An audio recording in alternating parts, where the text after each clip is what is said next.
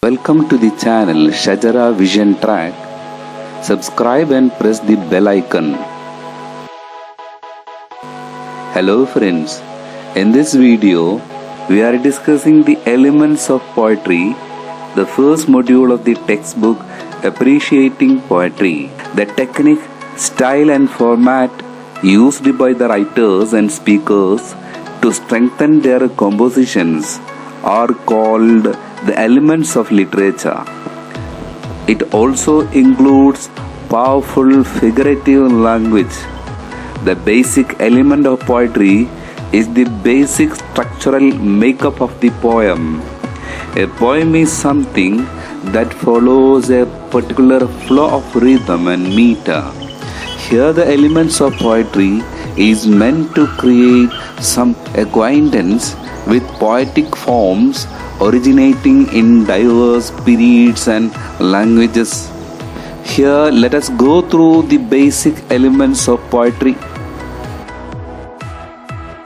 Prosody. Prosody is defined as the study or science of all aspects of versification. It means the science of writing poetry, the study of composing poetry, the study of the patterns of rhythm and sound used in poetry, meter, rhyme schemes, stanzaic forms, and rhythm are all some of the important aspects that come within the scope of prosody. Rhythm. Rhythm is derived from the Greek word rhythmos. It means a sense of flowing caused by the arrangement of stressed and unstressed syllable, weak and strong syllables. This word has been derived from the Greek word rheo, which means flow. It can occur in verse and prose. Plato saw the rhythm as an order in movement. Rhythm in verse is determined by the presence of various kinds of metrical patterns. It is regular in verse but need not be in prose. It is the experience of movement due to the occurrence of stressed and unstressed syllables. Meter. Meter is derived from a Greek word metron, which means measure. A poem is made up of blocks of lines.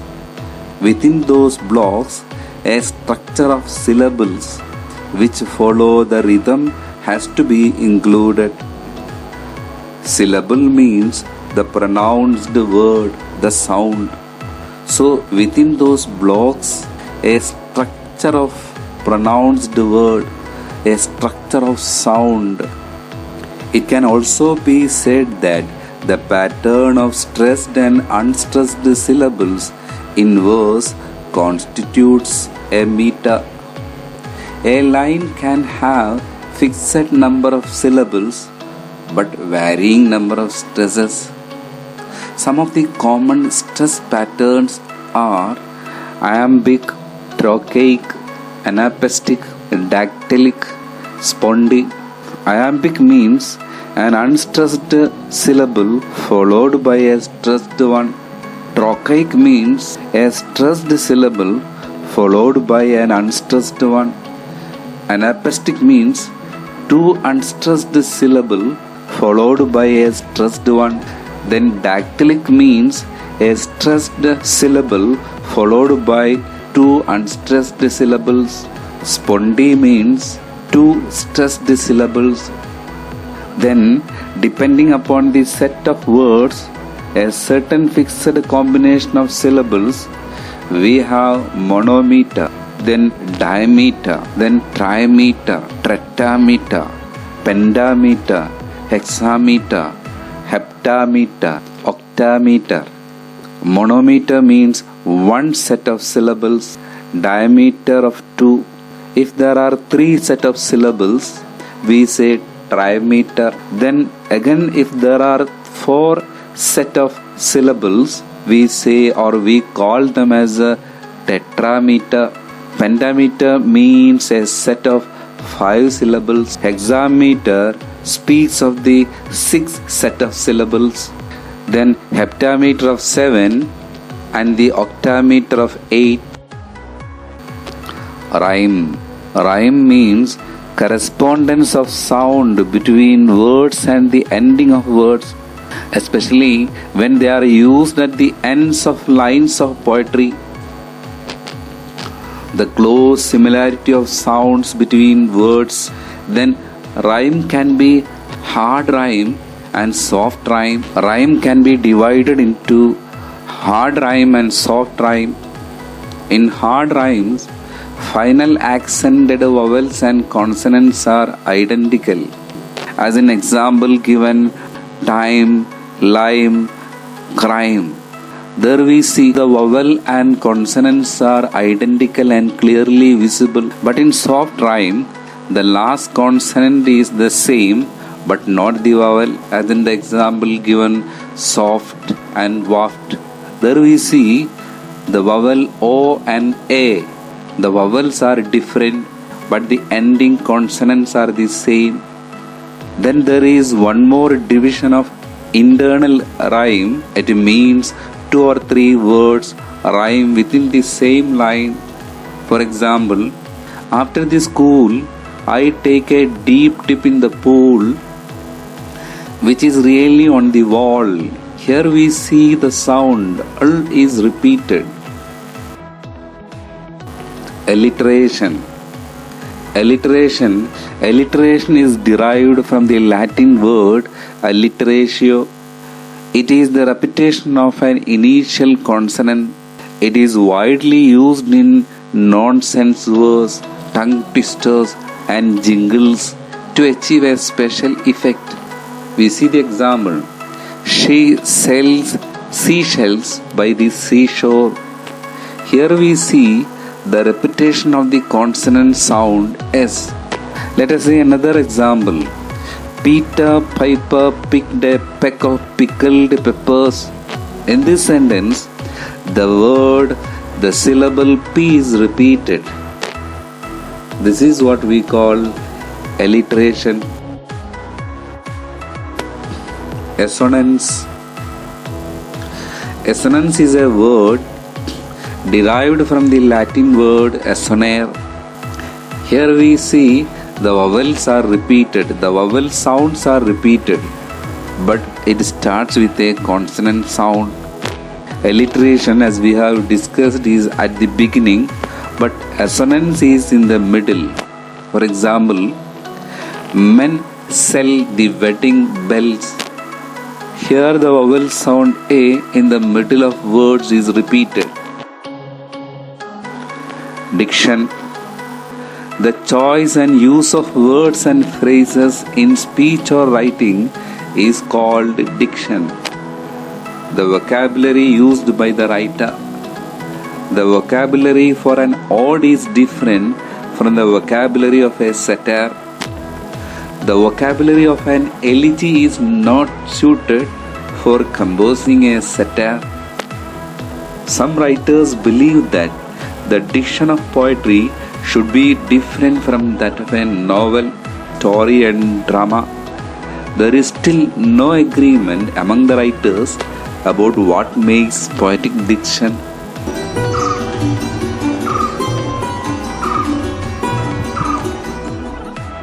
Figures of speech.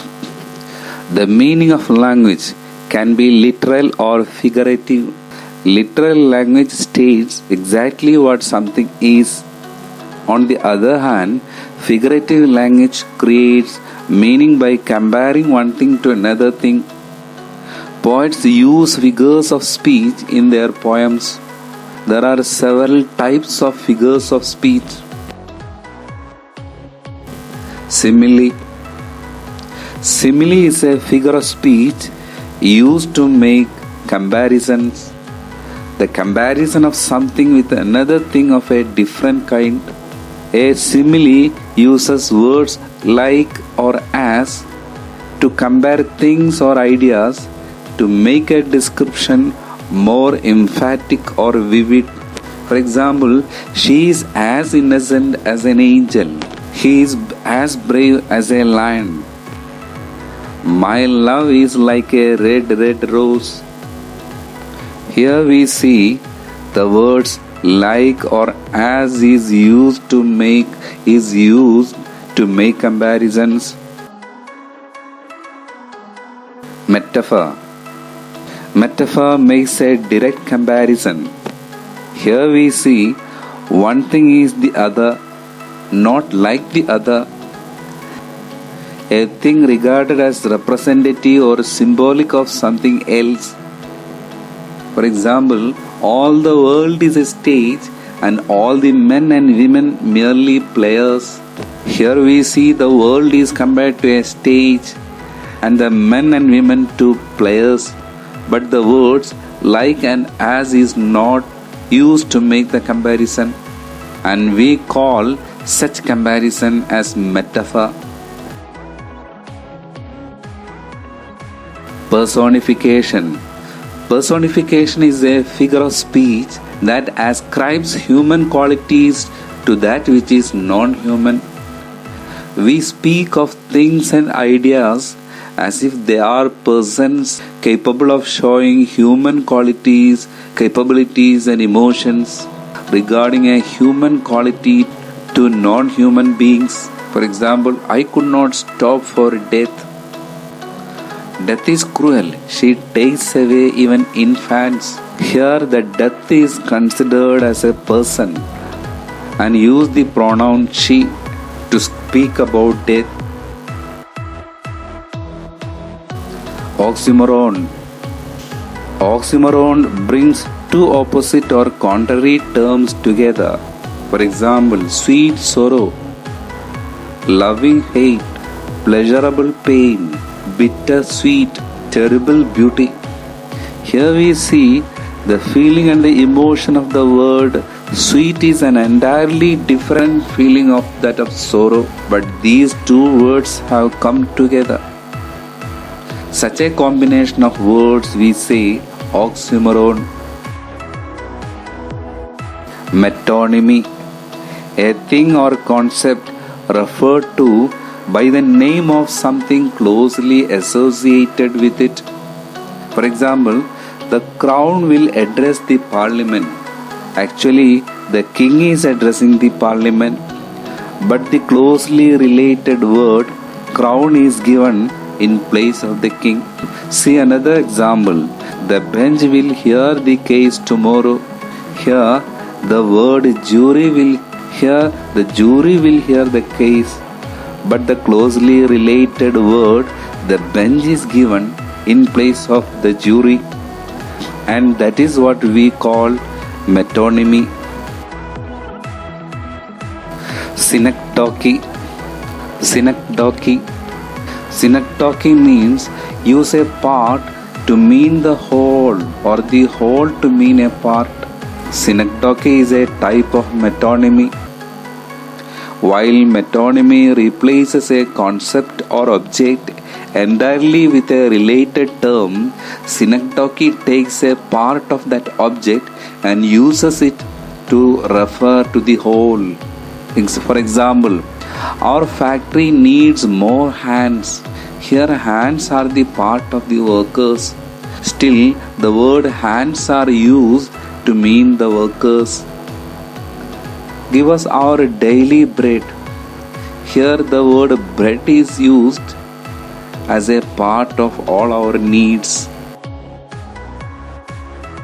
Transferred epithet. Here the adjective is transferred from the noun to describe another noun in this sentence. In other words, the modifier or epithet is transferred from the noun to describe another noun.